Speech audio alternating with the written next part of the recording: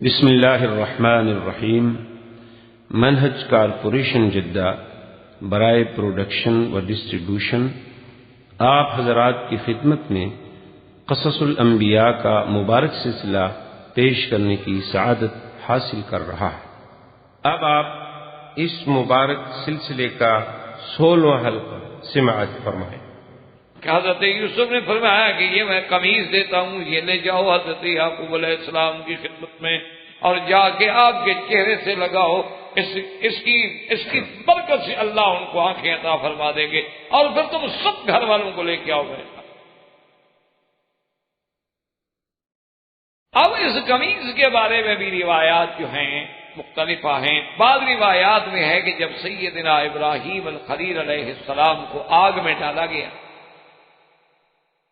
تو سیدنا ابراہیم الخلیل علیہ السلام کا لباس اتارا گیا اور بغیر لباس کے ان کو آگ میں ڈالا گیا، اور جب اللہ نے حکم دیا آگ کو کہ یا نار کونی بردن وسلاما علی ابراہیم، تو اللہ نے جنت کا لباس بھی بھیجا ابراہیم علیہ السلام کے پاس۔ تو جنت کا وہ قمیص جو آپ نے پہنا تھا وہی قمیص پھر حضرت اسحاق کے پاس آیا، پھر حضرت اسحاق سے یعقوب علیہ السلام کے پاس آیا، حضرت یعقوب نے پھر یوسف علیہ السلام کو دیا، تو وہ اس کو بنا کے چھپا کے ایک نلکی سی بنا کے محفوظ کر کے رکھا جاتا تھا تاکہ کسی کو نہ جائے، تبرک ہے اور جنت کا کپڑا۔ اور جنت کی اس نعمت کی صفت یہ تھی کہ جس چیز پر بھی اس کو ڈال دو وہ ٹھیک ہو جاتی تھی۔ اندھے پہ ڈال دو ٹھیک ہو جائے گا، اور برس والے پہ ڈال دو ٹھیک ہو جائے گا، کیونکہ جنت کی نعمتوں کے یہ اثرات ہیں کہ جنت میں ہے ہی حیات، موت تو آنی نہیں۔ اسی لیے قرآن پاک میں آتا ہے، انشاءاللہ شاید ہم بھی زندگی تو شاید اس قصے پر اللہ پہنچائیں گے، کہ جب سامری نے گائے کا بچڑا بنایا تھا تو اس نے بھی اصل میں کیا کیا تھا کہ جب وہ چھوٹا تھا اور حضرت جبریل علیہ السلام اس کی خبر گیری کے لیے آتے تھے، جب سن شعور کو پہنچا، سمجھ آ گئی، تو دیکھا کہ بھئی جبریل علیہ السلام جو ہیں جس گھوڑی پہ سوار ہیں، اس کو تو پتہ نہیں تھا کہ جبریل ہیں، وہ تو انسانی شکل میں تھے۔ دیکھا کہ جہاں جہاں وہ گھوڑی جو ہے قدم اٹھاتی ہے رکھتی ہے، نیچے کی چیزیں جو ہے سبز ہو جاتی، خشک گھاس سبز ہو گئی، خشک پتیاں سبز ہو گئی، تو اس نے وہ مٹی چھپا کے اپنے پاس رکھ دی۔ اب جب سونے کا بچڑا بنایا تو اس میں وہ مٹی بھی ڈال دی،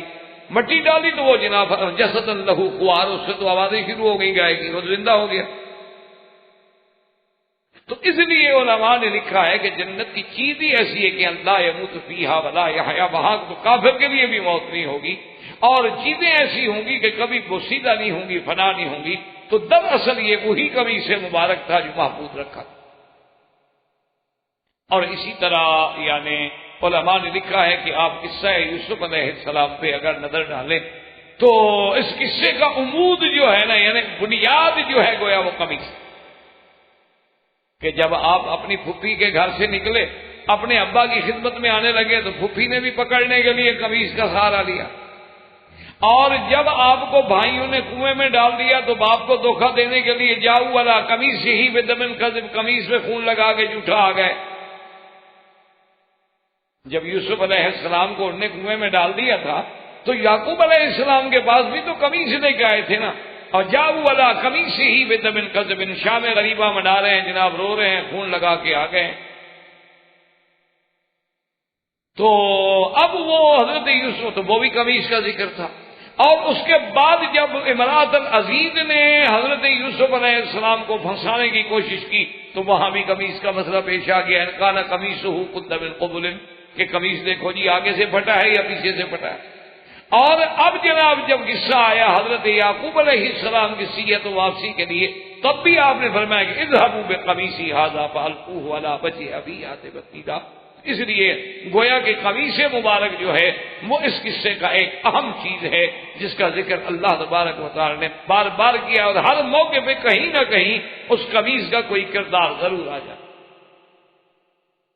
اب جناب بعض علماء فرماتے ہیں کہ نہیں، یوسف علیہ السلام اللہ کے نبی تھے، اب نبوت مل چکی تھی، اور جو چیز نبی کو بدن کو لگ چکی ہے اس کا کیا کہے۔ اسی لیے بعض روایات میں یہ بات موجود ہے نا کہ حضرت انس فرماتے ہیں کہ حضور نے میرے ہاتھ رکھا تھا نا تو جن جن بالوں پہ حضور کا ہاتھ آ گیا وہ 120 سال عمر گزر گئی، وہ سفید نہیں ہوئے، اسی طرح جوان رہے کہ حضور کے ہاتھ لگ گئے صلی اللہ علیہ وعلا آلہ واصحابہ وسلم تسلیما کثیرا۔ تو اللہ کے نبی کی تو ایک شان ہے۔ اب وہ قمیص لے کے چلے، ابھی وہ فاصلہ جو ہے تقریباً بعض روایات میں ہے کہ 80 فرسخا 80 میل دور تھا کہ حضرت یعقوب علیہ السلام نے فرمایا کہ انی لاجد ریح یوسف لولا ان تفندون قالوا تاللہ انک لفی ضلالک القدیم۔ حضرت یعقوب علیہ السلام نے فرمایا کہ ادھر آؤ، وہ جو باقی اولاد کی اولاد اور بچے اور فیملی، جو کہ آپ کے تو بہت بڑا خاندان تھا، فرمایا کہ ادھر آؤ، ایسا نہ ہو کہ تم تو یہی کہو گے کہ ہاں میں بس اسی پرانے مسئلے میں اپنے خیالات میں ڈوبا ہوں، لیکن آج مجھے یوسف کے پیرہن کی خوشبوئیں آ رہی۔ اس لیے علماء نے لکھا ہے کہ یہ سارے معاملے جو تھے اللہ کی شان ہے، اسی میں اللہ کی حکمتیں تھیں کہ یوسف علیہ السلام چند میل پہ کنویں میں موجود ہیں تو خوشبو نہیں آتی، یوسف علیہ السلام مصر کے بازار میں کھڑے ہیں تو خوشبو نہیں آتی، تخت پہ بیٹھ گئے تو خوشبو نہیں آتی، اب 80 میل دور ہیں تو خوشبوئیں آ رہی ہیں۔ تو یہ سب اللہ کی حکمتیں ہیں، جب اللہ چاہتے ہیں تو خبر فرما دیتے ہیں، اور جب اللہ نہیں چاہتے ہیں تو چیز سامنے موجود بھی ہو تو خبر نہیں ہو۔ اس لیے علماء نے لکھا ہے کہ علم غیب جو ہے اس کا مالک اللہ ہے۔ انبیاء علیہ السلام کو بطور معجزہ، اولیاء اللہ کو بطور کرامت و کشف، کبھی کبھی اللہ چاہتے ہیں تو علم عطا فرما دیتے، کھول دیتے، لیکن اگر نہ چاہیں، دیکھیں جیسے کہ یوسف علیہ السلام یعنی خود موجود ہیں کنویں میں، لیکن باپ کو خوشبو بدن کی بھی نہیں آئی، اور اب فرما رہے ہیں کہ مجھے خوشبو آ رہی ہے۔ تو جب سارے گھر والے اکٹھے، انہوں نے کہا ابا جان آپ تو بس اسی پرانے خیال میں بیٹھے ہیں، آپ کو تو ہر وقت بس ایک ہی خیال ہے اپنا یوسف علیہ السلام کا۔ ابا نے فرمایا اچھا ٹھیک ہے، ابھی تو میری بات نہ مانو، لیکن میں جو کہہ رہا ہوں اسے۔ فلما ان جاء البشیر والقاہ علی وجہہ فارتد بصیرا قال الم اقل لکم انی اعلم من اللہ ما لا تعلمون۔ اب جب آیا خوشخبری دینے والا، بعض علماء نے کہا کہ وہ بڑا بھائی، اور بعض نے کہا کہ وہ بھائی جو جھوٹا قمیص پہ خون لگا کے لایا تھا، اس نے کہا چونکہ میں نے قمیص لا کے دکھ پہنچایا تھا، آج مجھے قمیص دو کہ میں خوشی پہنچاؤں۔ بس وہ تو آنکھوں کو لگنے کی دیر تھی، فارتد بصیرا، وہ جو کمزوری تھی نظر کی، وہ ذوق تھا، وہ سب کا سب دور ہو گیا، آنکھیں روشن ہو گئی۔ آپ نے فرمایا الم اقل لکم، میں نے تم لوگوں سے نہیں کہا تھا کہ مجھے جو اللہ نے علم دیا ہے تم کو علم نہیں؟ مجھے تو یقین ہے، میں خواب پہ بیٹھا ہوں، مجھے تو یقین ہے کہ یوسف ملے گا، میں جو بھی کہہ رہا ہوں اللہ تبارک و تعالیٰ نے مجھے اس کا علم عطا فرمایا ہے۔ اب جناب جب سارے کے سارے بیٹے بھی اکٹھے ہو گئے، یوسف و بنیامین نہیں ہے تو قالوا یا ابا نستغفر لنا ذنوبنا انا كنا خاطئین قال سوف استغفر لكم ربی انہ هو الغفور الرحیم۔ سب کہنے لگے کہ ابا جان مہربانی کر، ابا جان اب ہمارے لیے آپ بھی معاف کریں اور اللہ سے بھی ہمارے گناہوں کی معافی مانگیں، ہم اپنے گناہوں کا اقرار کرتے ہیں، ہم نے واقعی زیادتی کی، یوسف علیہ السلام کے ساتھ بھی، آپ کے ساتھ بھی، بنیامین کے ساتھ بھی، اب مہربانی کریں آپ خطا کا اقرار کرتے ہیں۔ حضرت یعقوب علیہ السلام نے فرمایا سوف استغفر لکم ربی انہ هو الغفور الرحیم۔ آپ نے فرمایا صبر کرو، بہت جلدی وقت آ رہا ہے، میں تمہارے لیے اللہ سے معافی مانگوں گا، اور میرا اللہ بخشنے والے ہیں اور مہربان ہیں۔ اب علماء فرماتے ہیں کہ یہ بہرحال قرآن میں قصہ یوسف میں ایک سمجھنے والی بات ہے کہ جب یوسف علیہ السلام کو انہوں نے کہا کہ ہمارے لیے معافی مانگو، نے تو فوراً کہہ دیا یغفر اللہ لکم، اللہ تمہیں معاف کرے۔ لیکن جب ابا سے کہا کہ مہربانی کر کے ہمارے لیے معافی مانگے، ہم خطاؤں کا اقرار کرتے ہیں، انہوں نے فوراً نہیں مانگی، انہوں نے کہا اب مانگوں گا لیکن صبر۔ تو انہوں نے کہا اس کی کیا وجہ تھی کہ بھئی حالانکہ شفقت تو اور برداشت اور شفقت اور رحمت اور رافت جو ہے وہ تو سب سے زیادہ یعقوب علیہ السلام میں تھی، لیکن یوسف علیہ السلام نے تو فوراً دعا کر دی۔ لیکن ابا کہتے ہیں کہ نہیں، ابھی میں دعا نہیں کرتا، سوف استغفر لکم ربی، میں اپنے رب سے تمہارے لیے بخشش مانگوں گا۔ اس کی وجوہات علماء نے لکھی ہیں کہ اصل میں یعقوب علیہ السلام کا منشا یہ تھا کہ جب سحر کا وقت ہوگا یعنی تہجد کا وقت ہوگا، رات کا آخری حصہ ہوگا، تو اس وقت میں اپنے بھائیوں کے اپنے بیٹوں کے لیے معافی مانگوں گا کہ کوئی چھوٹا موٹا جرم تو ہے نہیں، اللہ کے نبی کو ستانا، ایک اللہ کے پیغمبر کو کنویں میں ڈالنا، اللہ کے پیغمبر کو جا کے کھوٹے پیسوں میں بیچ دینا، پھر خون جھوٹا لگا کے اللہ کے نبی کے سامنے آ کے جھوٹ بولنا، یہ ساری باتیں کو معمولی تو تھی نہیں۔ اس لیے انہوں نے کہا کہ میں تمہارے لیے اپنے اللہ سے بخشش مانگوں گا۔ تو مفسرین کرام فرماتے ہیں کہ آپ کا منشا مبارک یہ تھا کہ میں وقت سحر مانگوں گا، کیونکہ وقت سحر ایسا ہوتا ہے کہ ینزل ربنا تبارک و تعالی، اللہ عرش معلی سے آسمان دنیا پہ تشریف لاتی ہیں اور ندا فرماتی ہیں کہ حل من سائل، ہے کوئی مانگنے والا مجھ سے مانگے۔ وہ ایک ایسی گھڑی ہوتی ہے، ایسا وقت ہوتا ہے کہ اللہ کی رحمت جوش میں۔ اسی لیے ایک صحیح روایت میں ہے کہ حضرت عبداللہ ابن مسعود رضی اللہ تعالیٰ عنہ بیٹھے ہوئے تہجد پڑھ کے جب بیٹھے تو کہنے لگے مولا تو نے حکم دیا کہ میری عبادت کرو، ہم نے تیری عبادت کی، تو نے حکم دیا میری اطاعت کرو، ہم نے تیری اطاعت کی، اب عبادت بھی کر دی، اطاعت بھی کر دی، اور یہ سحر کا وقت ہے، یہ سحر کا وقت ہے، تیرا وعدہ ہے کہ میں معاف کرتا ہوں، پھر ہماری دعائیں بھی منظور فرما۔ اسی لیے قرآن کہتا ہے کہ مومنون کی صفت کیا ہے کہ والمستغفرین بالاسحار، کہ جو سحر کے وقت میں اپنے اللہ سے معافی مانگے، سحر کے وقت میں، تہجد کے وقت میں، یعنی سدس الاخیر میں، یعنی اگر رات جو ہے نا جی 12 گھنٹے کی ہے، 10 گھنٹے کی، 8 گھنٹے کی، اس کو 6 حصے میں تقسیم کر دے، جو آخری حصہ ہے وہی آپ سب سے زیادہ اللہ کی رحمت کا اور استجابت کا اور مستجاب ہونے کا سب سے بڑا وقت ہے۔ اس لیے علماء کہتے ہیں کہ حضرت یعقوب علیہ السلام نے فرمایا کہ سوف استغفر لکم ربی، میں تمہارے لیے مانگوں گا لیکن صبر۔ اور بعض علماء نے اس کا ایک اور وجہ لکھی، انہوں نے کہا بات یہ ہے کہ جب یوسف علیہ السلام سے انہوں نے کہا کہ بھئی ہمارے گناہ معاف کر دو، تو یوسف علیہ السلام نے معاف کر دی، ان کا تو ذاتی مسئلہ تھا، معاف کر سکتے، ان کو ستایا گیا تھا، تو جس کو تکلیف پہنچائی جائے اس کو تو معاف کرنے کا اختیار۔ لیکن جب انہوں نے یعقوب علیہ السلام سے کہا تو یعقوب علیہ السلام کو تو ابھی پتہ نہیں ہے کہ یوسف نے معاف بھی کیا ہے کہ نہیں کیا، بنیامین نے بھی ان کو معاف کیا ہے کہ نہیں کیا، اسی انہوں نے کہا کہ میں بخشش مانگوں گا، پہلے میں تسلی تو کر لوں کہ جن کے تم مجرم ہو انہوں نے معاف کیا ہے کہ نہیں کیا۔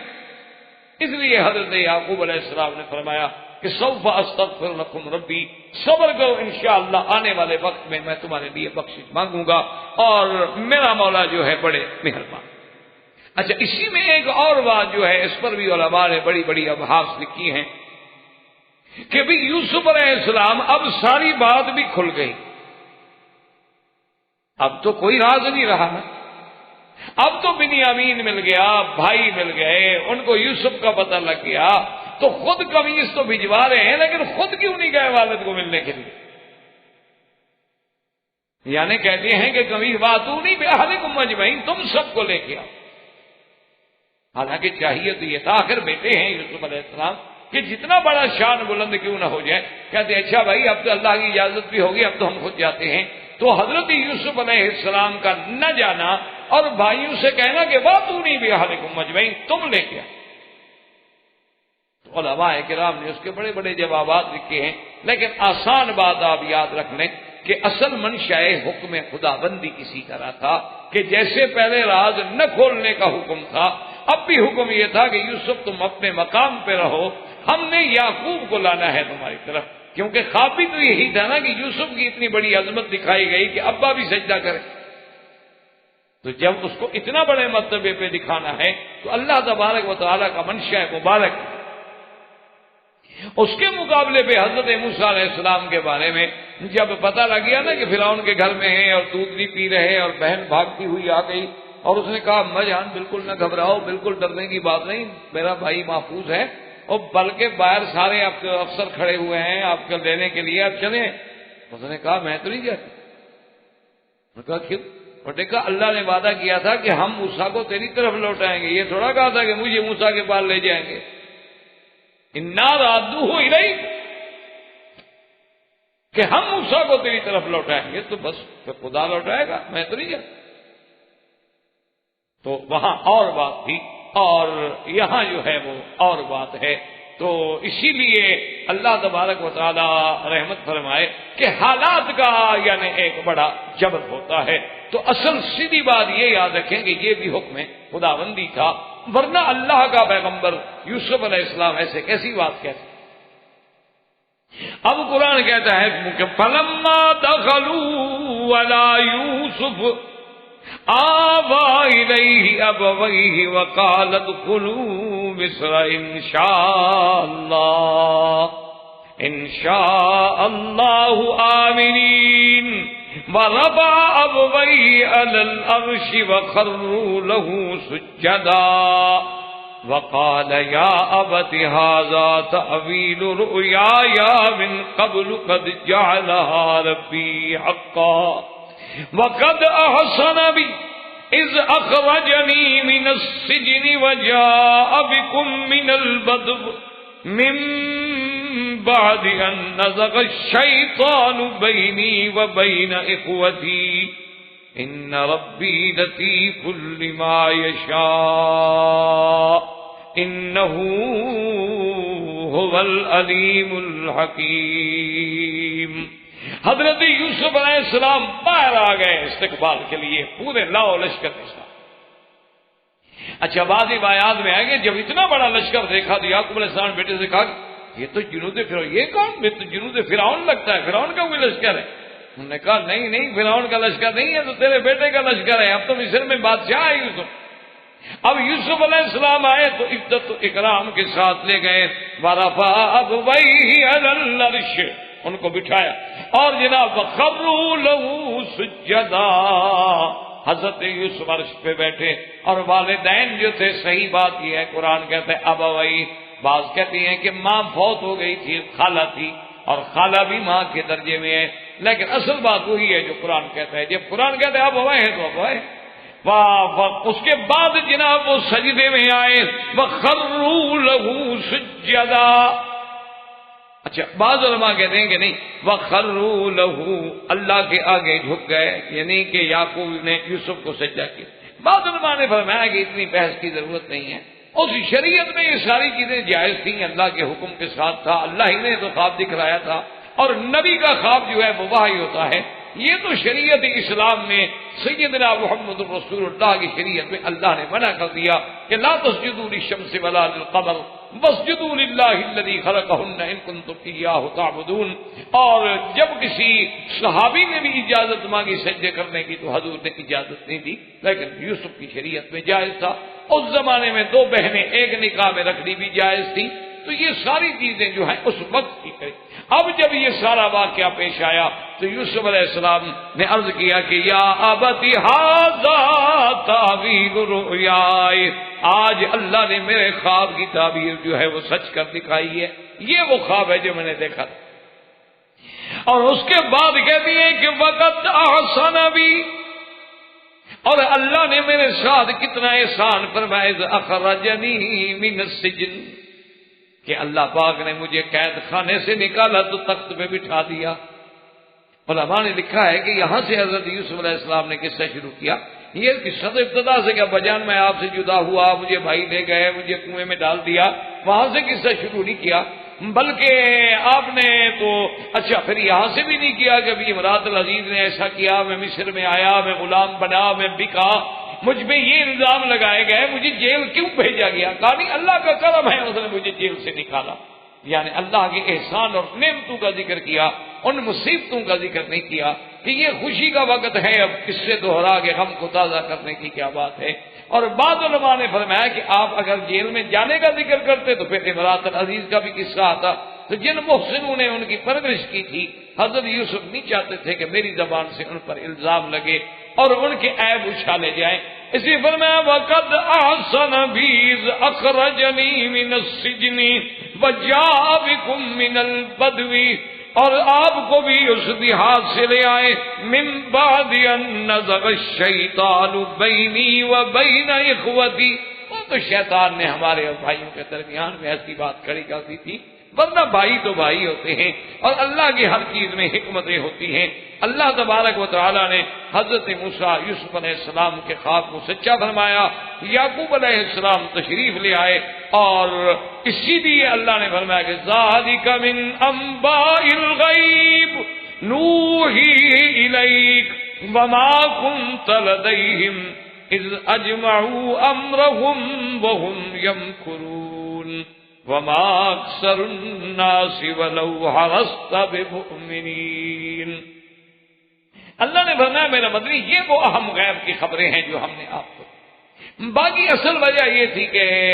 علماء نے لکھا ہے کہ قریش نے خود سوال کیا تھا کہ سیدنا محمد رسول اللہ صلی اللہ علیہ وسلم آپ اگر اللہ کے نبی ہیں تو ہمیں بتلائیں گے یوسف کا قصہ، انہوں نے یہ خود بتا۔ تو جب حضور صلی اللہ علیہ وسلم نے وہ سارا قصہ مبارک ذکر کر دیا اور اتنی تفصیل کے ساتھ، تو اللہ تبارک و تعالیٰ کے نبی نے فرمایا کہ اب تو میں نے سارا واقعہ تمہیں بیان کر دیا، ابھی مان لے آؤ، لیکن وہ پھر بھی ایمان نہ لے۔ تو اصل میں ان واقعات میں اللہ تبارک و تعالیٰ نے بہت بڑی عبرتیں، اللہ تبارک و تعالیٰ نے بہت بڑی مواعظ، اللہ تبارک و تعالیٰ نے بہت بڑے احکام، اور اس کے اندر جو سب سے بڑی چیز ہے وہ ہے تسلی قلب رسول اللہ صلی اللہ علیہ وسلم، کہ حضور کے دل کے لیے تسلی مبارک ہے میرا مدنی آپ نہ گھبرائیں، آپ کے ساتھ جو زیادتی ہو رہی ہے آپ دیکھیں گے یوسف کے ساتھ کیا، اور آپ اس فکر میں ہیں کہ میرے رشتہ دار ہیں، میرے قریبی لوگ ہیں، اور اس کے باوجود زیادتی کریں، میرا مدنی آپ کے تو چلو چاچا ہیں، چاچے کے بیٹے ہیں، وہ تو باپ کے بیٹے ہیں جنہوں نے یوسف علیہ السلام کے ساتھ یہ کیا۔ یعنی آپ اندازہ فرمائیں کہ آپ کے ساتھ تو چلو ابو جہل کر رہا ہے، عتبہ عتیبہ کر رہے ہیں، آپ کے ساتھ تو ابی لہب کر رہا ہے، ولید بن المغیرہ کر رہا ہے، شیبہ کر رہا ہے، لیکن وہ تو حضرت یعقوب کے بیٹے ہیں، یوسف علیہ السلام کے بھائی ہیں، انہوں نے کیا کیا یوسف علیہ السلام پہ؟ اور اسی طرح اللہ تبارک و تعالیٰ نے اپنے پاک نبی علیہ السلام کو ہدایت و تسلی کے لیے فرمایا کہ دیکھیں اگر آپ کو شیب ابی طالب کے علاقے میں کچھ عرصے کے لیے گویا کہ محصور رہنا پڑا ہے، ذرا نظر تو ڈالو کہ یوسف جیسا نازک و حسین جیل کی زندگی میں اکیلا بیٹھا ہوا، اس نے بھی تو جیلیں کاٹی،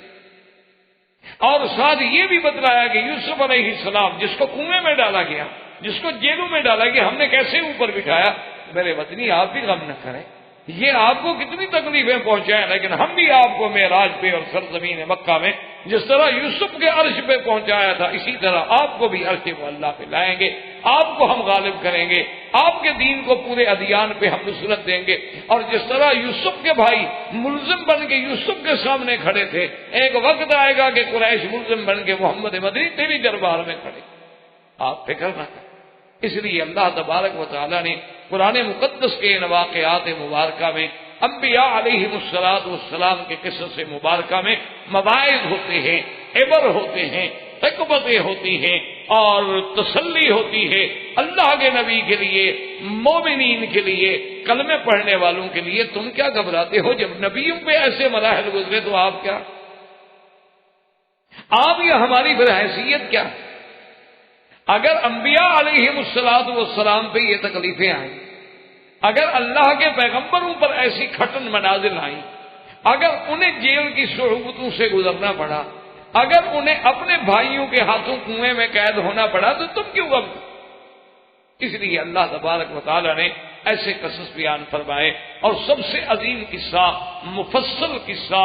اور من اول ہی الی آخر ہی حضرت یوسف علیہ السلام کا تھا۔ اللہ آپ کو بھی اور مجھے بھی اس کے پڑھنے، سمجھنے اور اس پہ عمل کرنے کی توفیق عطا فرمائیں۔ وما علینا الا البلاغ وآخر دعوانا ان الحمد للہ رب العالمین۔ برادران اسلام، واجب الاحترام بزرگوں، دوستوں، بھائیوں، عزیز نوجوان، قصص الانبیاء علیہم الصلاۃ والسلام کے دروس کے سلسلے میں آج ہم سیدنا ایوب علیہ السلام اور ان کے ساتھ ذوالکفل علیہ السلام کے بارے میں کچھ پڑھیں گے۔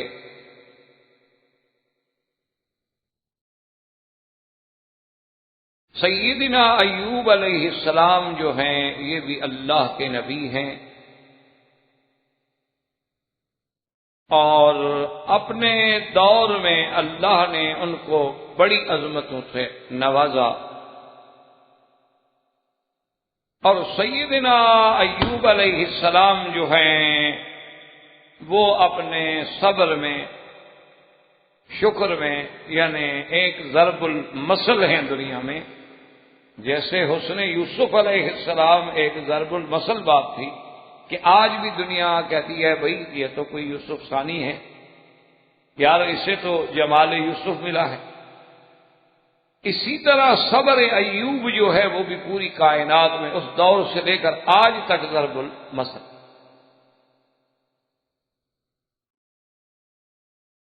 سیدنا ایوب علیہ السلام کے بارے میں کتابوں میں بے انتہا اختلافات ہیں۔ بعض انہیں رومی مانتے ہیں، بعض انہیں عربی النسل مانتے ہیں، بعض انہیں بنو اسرائیل سے مانتے ہیں، یعنی حتیٰ کہ کتب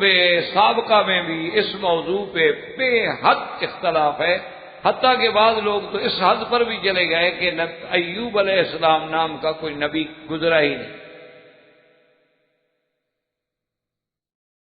اسی لیے پھر علامہ رحمت اللہ کیرانوی رحمت اللہ علیہ، جو اپنے دور کے ایک بہت بڑے عظیم عالم، متبحر علوم شرعیہ اور عیسائیت کے رد پہ جو اپنے دور میں ایک سند اتھارٹی تھے،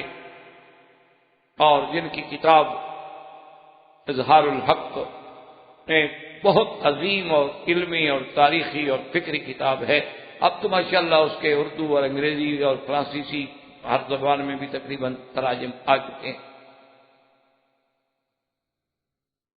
آپ نے شاید کبھی دیدات کے پروگرام دیکھے ہوں، جو ہیں جنوبی افریقہ سے، جن کا تعلق، اب تو بیچارے مریض ہیں، صاحب فراش ہیں، عیسائیت میں ان کے شاید آپ نے کبھی پروگرام ویڈیو پہ اس طرح انداز سے دیکھے ہوں، تو آپ یہ اندازہ کریں کہ یہ دیدات صاحب جو ہیں یہ صرف اسی کتاب کو پڑھ کے ہی اتنا بنے، اس کا کتنا بڑا علم ہوگا اس کا۔ تو انہوں نے بھی تحقیق کی ہے، اور بیلی نے جو اعتراضات کیے ہیں سیدنا ایوب علیہ السلام پر، اس کا انہوں نے باقاعدہ جواب دیا ہے۔ اور سب سے افضل بات یہ سمجھیں کہ ہم باقی کتابوں کی طرف تو اس وقت جائیں نا کہ جب ہمارے پاس اپنا مرجع نہ ہو۔ اللہ نے قرآن مقدس میں جہاں ذکر فرمایا ہے تو اس آیات مبارک کے ضمن سے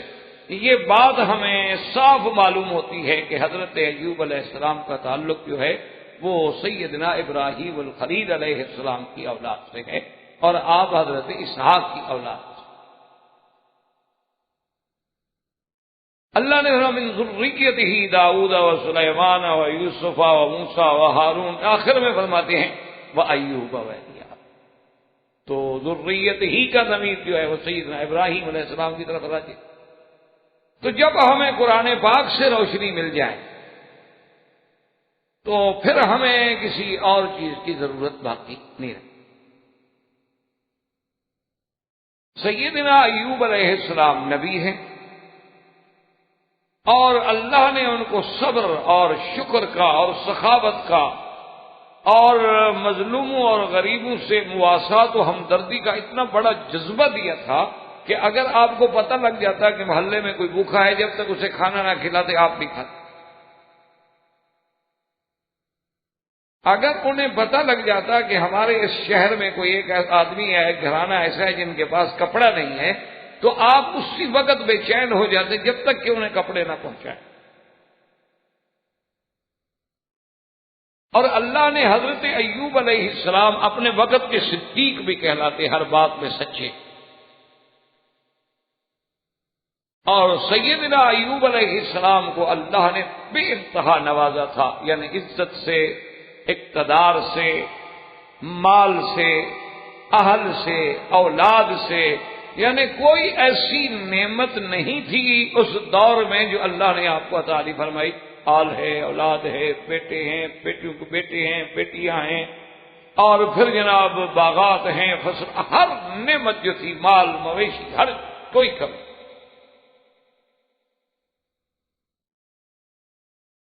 ان تمام نعمتوں کے بعد اللہ تبارک و تعالیٰ کے امتحان میں آ گئے، کیونکہ یہ قاعدہ ہے کہ جتنی شان بڑی ہوتی ہے نا اتنے امتحان بھی بڑے ہوتے ہیں۔ ویسے بھی ایک یعنی فطری بات ہے کہ آپ اگر کسی پرائمری کے طالب العلم سے سوال پوچھیں گے تو اس کی حیثیت کا ہی پوچھیں گے نا، لیکن جب آپ کسی پی ایچ ڈی، کسی اسکالر کے سامنے بات رکھیں گے تو اس کے پیمانے کی بات رکھیں۔ تو اللہ کا بھی یہ نظام ہے کہ جب وہ کسی کو، حتیٰ کے بعد روایات میں یہ بھی آتا ہے کہ جو بندہ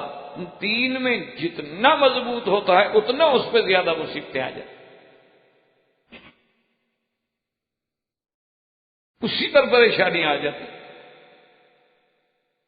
اور جو بندے دین سے نعوذ باللہ دور ہوتے ہیں وہ الٹا محفوظ ہوتے ہیں، ان پر کوئی دنیا میں ابتلا آتے ہی نہیں، بڑے خوش، سب ٹھیک۔ یہ اللہ کا نظام ہے۔ اس کی وجہ یہ ہے کہ اللہ اپنے بندوں کو اس حال میں موت دینا چاہتے ہیں کہ اس پر کوئی گناہ ہے، کوئی خطا ہے تو یہی کفارہ ہو جائے، تکلیف دے دیں، بیماری دے دیں، پریشانی دے دیں، تاکہ جب میری دربار میں آئے تو نقی اور صاف ہو کے آئے۔ اور جو بندے اللہ سے دور ہیں ان کی اللہ کو کوئی ضرورت نہیں پاک کرنے کی، کیا ضرورت ہے؟ آپ اپنے گھر میں دیکھ لیں، اگر ایک ایسا کپڑا ہو جس کی قیمت نہ ہو اور میلا ہو چکا ہو تو آپ اگر گھر والوں سے کہیں تو لوگ کہتے ہیں چھوڑے جی اب اس کو کیا دھونا ہے، بولے اس میں کیا باقی رہ گیا کہ اس کو دھوئیں، پھینک دیتے ہیں، ختم۔ لیکن اگر آپ کے کسی قیمتی کپڑے پہ داغ لگ جائے تو آپ کہتے ہیں ٹھہرے اس کو تو میں ڈرائی کلین پہ لے جاؤں گا، ایسا نہ ہو کہ آپ کے دھلنے سے اور خراب ہو جائے کپڑا، اس کو تو ہم پیٹرول سے دھلوائیں گے، اس کو تو ہم جناب گیس سے دھلوائیں گے، اس کو تو ہم یہ کریں گے، ایسے یہ اتنا قیمتی کپڑا ہے ضائع نہ ہو جائے، آپ اس کو نہیں دھونا۔ تو اللہ کے ہاں بھی جو قیمتی لوگ ہوتے ہیں ان کو رگڑا لگتا ہے، اللہ کے ہاں بھی جو لوگ اس کے محبوب ہوتے ہیں، پیارے ہوتے ہیں، اسی کو آزماتے ہیں۔ غیر متعلق آدمی کو کون آزماتا ہے؟ تو اس لیے اللہ تبارک و تعالیٰ کے بندوں پہ بڑے بڑے امتحان ہوتے ہیں۔ آج کل بھی ایک پیر ہیں کراچی میں،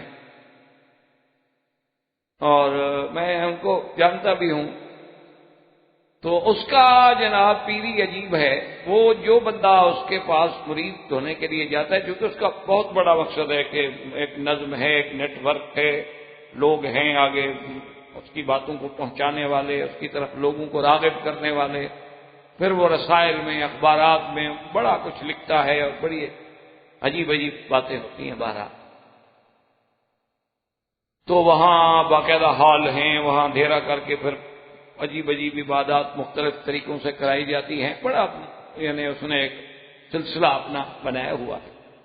تو اس کے پاس جب لوگ جاتے ہیں، اس کے پاس متاثر ہوتے ہیں، اور وہ علم نجوم کا بادشاہ ہے، اس لیے وہ عام آدمی تو اس کی ایک مجلسی برداشت نہیں کر سکتا، وہ سمجھتا ہے کہ صاحب تو بہت پہنچے ہوئے، اس کو تو بس آپ نام بتا دیں، وہ ایک سیکنڈ میں آپ کی ہسٹری نکال کے رکھ دیں۔ تو اس کے پاس جو لوگ بیعت ہونے کے لیے جاتے ہیں نا، تو پہلی بات یہی کرتے ہو، کہتے ہیں دیکھو بات سنو، کوئی نماز شماز آئندہ پڑھنے کی ضرورت نہیں، بس کبھی جبھی موقع شوقع مل جائے تو پڑھ لیا کرو، کوئی ایسی پابندی شبندی کی ضرورت نہیں ہے۔ اور یہ کیا تم نے یار سلوار قمیص اور یہ چادر لنگی پرانے کپڑے سٹ شٹ پہنو ٹھیک ٹھاک، داڑھی ہو تو یار یہ کیا تم نے کیا، شیو کراؤ، میرا وزیر بننا ہے تو میری بات پہ چلنا ہے۔ اچھا، اور لوگ جو ہیں جناب وہ کہتے ہیں ہم بڑی پریشانی میں جاتے ہیں، اس کے کہنے پہ چلتے ہیں، 8-10 دن میں ہماری پریشانی ختم ہو جاتی، کیونکہ جب ایمان ہی نہ رہا تو پریشانیاں تو خود بخود ختم ہو جانی ہیں۔ جب وہ اسلام سے دور کر دیتا ہے امتحان ختم ہو جاتا۔ امتحان تو ہو اس وقت تک رہا تھا جب ہم اللہ کے بننا چاہ رہے، جب ہم نے اللہ سے اپنا ناطہ ہی توڑ لیا تو جائے جہنم میں کہیں دفعہ ہو، ہمیں کیا ضرورت ہے اس کو پاک صاف کرنے کی۔ لوگ سمجھتے ہیں ہمارا کام ہو گیا، مرشد نے ہمارا مسئلہ حل کر دیا۔ تو اس لیے ہمیشہ یاد رکھیں کہ جتنا ذات اور شان بڑی ہوتی ہے امتحان بڑے ہوتے ہیں۔ اب اس میں مختلف روایات، ایک روایت تو یہ نقل کی گئی ہے کتب متقدمہ سے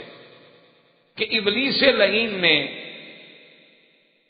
اللہ تبارک و تعالیٰ سے درخواست کی کہ مولا، یہ آپ کا بندہ ہے ایوب علیہ السلام، بڑا شکر گزار، بڑا عابد، بڑا زاہد، یہ آپ کا شکر کیوں نہ کرے؟ آپ نے اس کو عزت دی، اقتدار دیا، دولت دی، بچے دیے، بیٹے بیٹیاں دی، مال دیا ہے، کون سی نعمت ہے جو اس کے پاس نہیں ہے؟ اس کے بعد اگر یہ آپ کا شکر کر رہا ہے تو کوئی کمال ہے؟ شکر تو تب ہو اس سے سب کو چھین لو، میں دیکھوں پھر آپ کو یاد بھی کرتا ہے۔ اللہ نے حکم دیا کہ ٹھیک ہے، ہم اپنے بندے کو آزماتے ہیں، تمہیں ہم تصرف دیتے ہیں کہ جاؤ کرو۔ تو اس نے جناب سب سے پہلے تو یہ کیا کہ حضرت کا جو مال تھا نا جی اس کو آگے تباہ کر دیا، اور ایک انسانی شکل میں، ایک عام بندے کی شکل میں اطلاع بھی دے دی کہ حضرت آپ کا جتنے مال، مویشی، گھوڑے، بکرے، خیل، بغال، سب کے سب جل گئے۔ تو حضرت ایوب علیہ السلام نے فوراً کہا کہ الحمدللہ، اللہ تیرا شکر ہے، تو نے یہ نعمتیں مجھے دی تھی، اور اگر تو نے مجھ سے چھین لی ہیں تو تیری اسی میں حکمت ہے کہ جتنا ٹائم میں ان جانوروں کا مال کی خبر گیری میں لگاتا تھا اتنا اور تیری یاد کروں گا۔ چلو الحمدللہ، ایک کام سے تو فارغ ہو گیا۔ اب اس نے جناب دوبارہ یہ حملہ کیا کہ آپ کا پورا اہل و عیال جو تھا وہ ایک مکان میں بیٹھے تھے، اور ایک پارٹی تھی، دعوت تھی، کھانے پہ سب کٹھے تھے، اس نے اوپر سے چھت گرائی، سارے کے سارے بیوی بچے عیال ایک دم ایک منٹ میں ختم۔ اور یہ کوئی معمولی حادثہ تو نہیں ہوتا کہ ایک انسان کے گھر کے تمام افراد جو ہیں وہ ایک ہی حادثے میں، ایک ہی وقت میں اور ایک ہی منٹ میں سب کے سب ختم ہو جائیں۔ یہ ہنستے ہوئے آپ دیکھ رہے ہیں لاشیں اٹھا کے آ رہے ہیں۔ حضرت ایوب علیہ السلام کو جب اطلاع ملی تو آپ نے کہا انا للہ و انا الیہ راجعون، الحمدللہ، اللہ اس میں بھی تیری حکمتیں ہیں، شاید میرا وقت جو گھر کی یاد میں اور بچوں کی یاد میں گزرتا تھا وہ اب تیری یاد میں گزرے گا، الحمدللہ، ہم اور تیرا ذکر بڑھا دیں۔ ابلیس لعین اب تو بڑا پریشان ہو، اس نے کہا یہ بندہ اللہ کا تو کسی طرح بھی قابو نہیں آ رہا، اس کو اللہ نے اتنی نعمتیں دی، تو اندیشہ تھا کہ اس آرام میں، دولت میں، اقتدار میں آ کے خدا کو بھول جائے گا، وہاں بھی نہیں بھولا۔ پھر ہم نے آزمائش کے لیے اولاد ختم، مال ختم، بیٹے بیٹیاں ختم، لیکن پھر بھی وہ کہتے ہیں الحمدللہ، اس نے تو مجھے برباد کر دیا، یہ تو میرے قابو میں نہیں آ رہا۔ تو اس نے درخواست کی کہ اللہ تبارک و تعالیٰ مجھے حضرت ایوب علیہ السلام کے بدن پر بھی تسلط دے، کہ اب اس کے مال پہ تو آزمائش آ چکی ہے، اب باقی تو آپ کی جان مبارک ہے۔ تو اللہ تبارک و تعالیٰ کی اجازت سے ان کو یہ اجازت بھی دی، اور شیطان نے آ کے ایسا تصرف کیا کہ آپ کے بدن پہ ایسی کوئی پھونک ماری کہ پورے بدن جو تھا وہ پھوڑوں سے اور زخموں سے اور بھر گیا، خارش ہو گئی۔ اس کے بعد حتیٰ کے بعد کو تو سابقہ میں یہ بھی ملتا ہے کہ الجدری، جسے آپ چیچک کہتے ہیں، کہ سب سے پہلے حضرت ایوب علیہ السلام کو یہ بیماری لاحق، یہ بھی کتابوں میں۔ اب چونکہ سارے بدن پر وہ بیماری کے اثرات آ گئے تو اب محلے کے اور لوگوں کے دلوں میں جا کے شیطان نے وساوس ڈالے. اس نے کہا ایوب ایسی بیماری میں مبتلا ہے کہ وہ تو چھوت چھات والی بیماری ہے، دوسروں کو لگنے والی بیماری ہے. وہ تو جو ہوا چلے گی اور جہاں جہاں پہنچے گی تمہارے سب بیماروں سے چل جائیں گے. نکال دیں ایوب علیہ السلام کو اپنے چار سے. تو ایوب علیہ السلام کو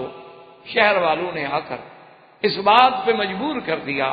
انہوں نے کہا کہ حضرت آپ کی وجہ سے ہمارے علاقے میں بیماری پھیلنے کا خدشہ ہے، تو آپ مہربانی کر کے شہر سے باہر چلے جائیں. حتیٰ کہ بعض کتابوں میں تو یہ ہے کہ شہر کے باہر جہاں کوڑا کرکٹ ایسی چیزیں یعنی غیر ضروری چیزیں ہوتی تھی وہی انہوں نے ان کو اجازت دی کہ جی یہ دور جگہ بھی ہے اور ٹیلا قسم کا بنا، اسی پہ آپ رہنا چاہتے تو رہنے، ورنہ اب آپ ہمارے شہر میں نہیں آتے. حضرت ایوب علیہ السلام وہاں تشریف لے گئے اور وہیں ایک جھوپڑی بنا کے اور سب ساتھ چھوڑ گئے الا زوجتہ، صرف آپ کی بیوی جو ہے وہ ساتھ. اب حضرت ایوب علیہ السلام کی بیوی کے بارے میں بھی اکثر اقوال یہ ہیں کہ وہ حضرت یوسف علیہ السلام کے بیٹے کی بیٹی جو آپ کی بیوی، اور اس کے نام میں بھی اختلاف ہے. بعض کہتے ہیں کہ اس بیوی کا نام لیا تھا اور بعض کہتے ہیں کہ اس بیوی کا نام جو ہے رحمہ تھا.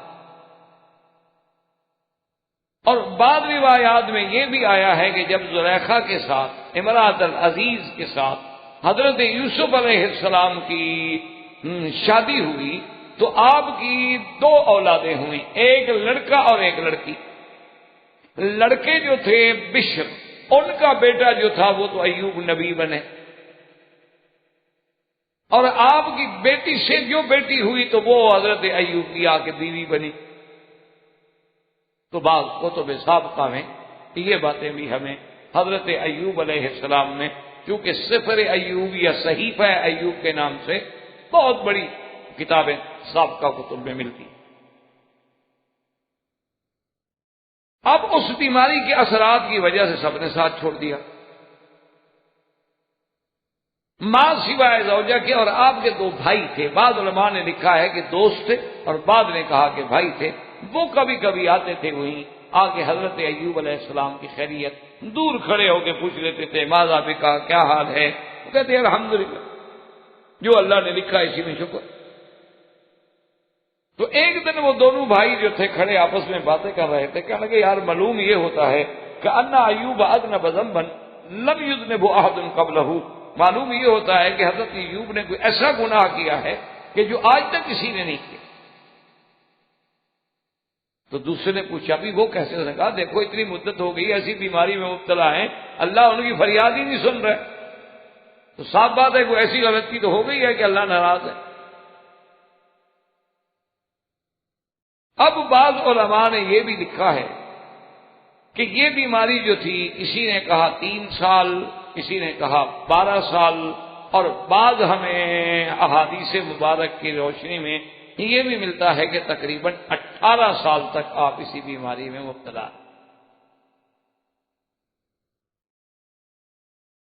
اب نتیجہ یہ ہوا کہ کوئی ذریعہ معاشی تو آپ کی بیوی جو تھی وہ جا کر اس شہر میں مزدوری کرتی اور جو کچھ کھانے کے لیے مل جاتا وہ بیچاری کھانا اٹھا کے لے آتی، اس کو حضرت ایوب علیہ السلام کو بھی پیش کرتی اور آپ بھی کھاتی، اور اسی جھوپڑی میں اللہ تبارک و تعالیٰ کا سب شکر کر کے سو جاتا. تو اب سنا کہ شیطان نے پھر لوگوں کے دلوں میں وسوسہ ڈالا. انہوں نے کہا یہ تو تم نے اچھا کیا کہ آپ کو حضرت ایوب علیہ السلام کو شہر سے دور کر دیا، لیکن ایوب علیہ السلام کی بیوی جو ان کے ساتھ رہتی ہے، رات کو وہیں رہتی ہے، 24 گھنٹے ہوئی رہتی ہے، وہ تو آتی ہے آپ لوگوں کے شہر میں آ کے کام کرتی ہے، اسی سے بھی بیماری پھیل سکتی. تو ان کی بیوی کو بھی روک دو کہ وہ نہ آئے. تو اب مختلف گھر والوں نے حضرت ایوب علیہ السلام کی بیوی کو بھی منع کر دیا، جی آپ ہمارے گھر میں نہ آئیں، ہمیں اندیشہ ہے بیماری پھیلنے کا. اس نے منع کیا، پھر اس نے منع کیا، پھر اس نے منع کیا، پھر اکثر نے منع کرنا شروع کر دیا. جو بات چل نکلے تو پھر چل نکلتی ہے. حتیٰ کہ یہ بھی کتب سابقہ میں موجود ہے کہ ایک دن جب بی بی نے دیکھا کہ اب تو کوئی ذریعہ نہیں ہے کھانے کا، تو انہوں نے ایک لڑکی سے بات کی، نے کہا بی بی تمہارے بال بہت چھوٹے ہیں، تو کہا بیماری کی وجہ سے میرے بال چھوٹے ہیں، کہا کہ اگر تمہیں بال لمبے لا کے دے دوں، ان کو اپنے بالوں کے ساتھ جوڑ دو تو تم مجھے اس کا کچھ معاوضہ دو گی؟ اس نے کہا ہاں بال تو تمہارے بہت بڑے ہیں، اگر تم اپنے دے دو تو پھر میں معاوضہ دے دوں گی۔ تو بی بی صاحبہ نے اپنے آدھے بال کاٹ دیتے اور وہاں سے جو کچھ ملا پھر حضرت ایوب علیہ السلام کی خدمت میں تھے۔ اب دو روایات ہیں، ایک روایت تو یہ ہے کہ آپ کے بدن مبارک میں وہ جو آہستہ آہستہ خارش بڑھی یا جدری یا چیچک بڑھی تو اس میں بعض کیڑے بھی پیدا ہوئے، اب ان میں سے ایک آپ کی زبان کی طرف جب آیا تو حضرت ایوب رو پڑے۔ انہوں نے کہا کہ یا اللہ، میں جس تکلیف میں بھی تھا کم از کم میری زبان اور دل اور آنکھیں اور دماغ تو کام کر رہا تھا، آپ کا نام تو لے رہا، اب اگر میری زبان بھی مجروح ہو گئی تو میں تو آپ کے نام سے بھی رک گیا۔ اور بعض علماء فرماتے ہیں کہ نہیں، جب ان دو بھائیوں نے اعتراض کیا تو ایوب علیہ السلام اللہ کے آگے سجدے کیا۔ اور اسی اثنا میں ایک دن آپ کی بیوی جا رہی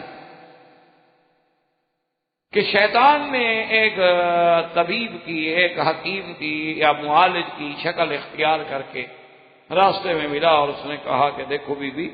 تمہارے خاوند کو جو تکلیف ہے نا، میرے پاس دوائیں ہیں، میں دے سکتا ہوں اور بالکل ٹھیک ہو جائیں گے اور چند دنوں میں ٹھیک ہو۔ آپ ان بستی والوں سے جا کے پوچھ لیں میری طبابت کے بارے میں کہ میں نے جس کو جس بیماری کے لیے بھی دوا دی ہے وہ ٹھیک ہو جاتا ہے۔ انہوں نے کہا طبیب صاحب بات تو ٹھیک ہے، بات یہ ہے کہ میرے پاس کون سے پیسے ہیں کہ میں پیسے دوں آپ کو اور دوائی لے جاؤں، میرے پاس تو کھانے کو بھی نہیں ہے، تو ہم اس علاج اور معالجے کے متحمل کیسے ہو سکتے؟ اس نے کہا کہ یہ کوئی مسئلہ نہیں ہے، صرف اتنی سی بات ہے کہ تم یہ دوا لے جاؤ، اور جب وہ دوا کریں اور دواؤں کے بعد آپ کا شوہر ٹھیک ہو جائے تو پھر تمہیں یہ عقیدہ یہ رکھنا ہوگا کہ اس کو شفا میں نے دی، میرے علاج سے ٹھیک ہوا ہے۔ اور بعض روایات میں یہ ہے کہ اس نے کہا کہ تم ایسا کرو کہ حارث کے نام کی ایک منت بھی ساتھ مان لو، علاج بھی لے جاؤ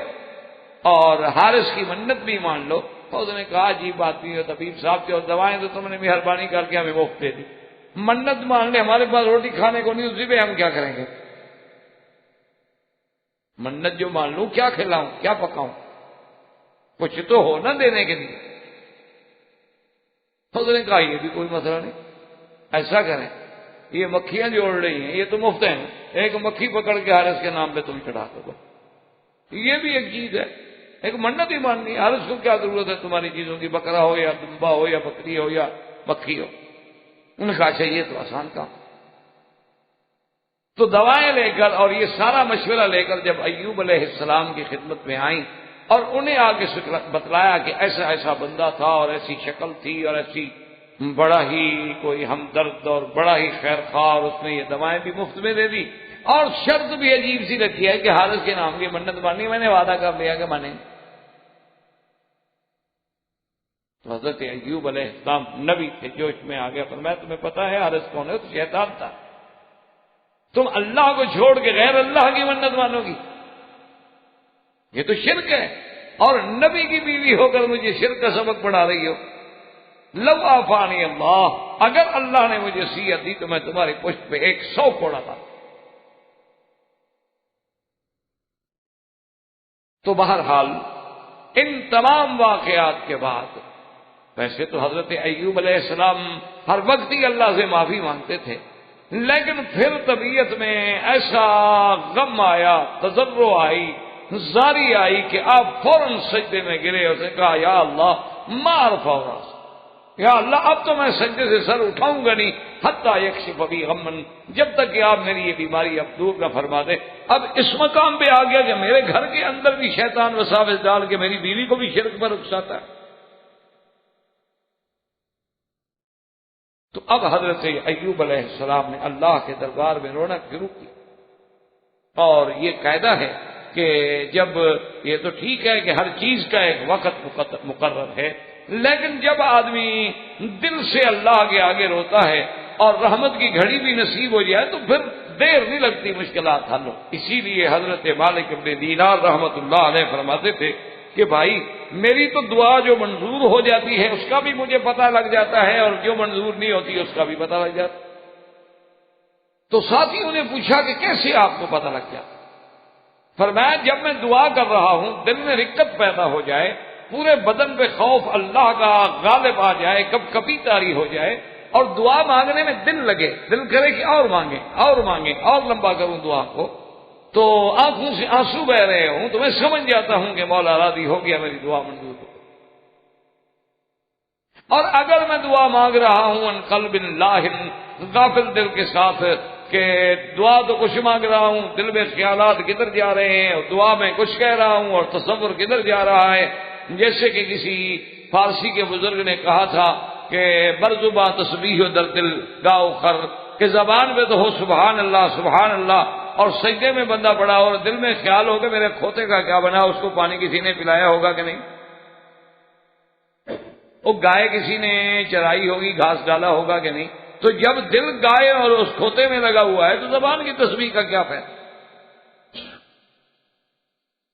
اصل بات تو یہ ہے کہ جب زبان اور دل موافقت کرے پھر فریاد کر کے دیکھو، اور پھر مزہ بھی دیکھو، اور دیکھو دیر کتنی لگتی ہے کہ اللہ پھر کیسے بگڑی بناتے.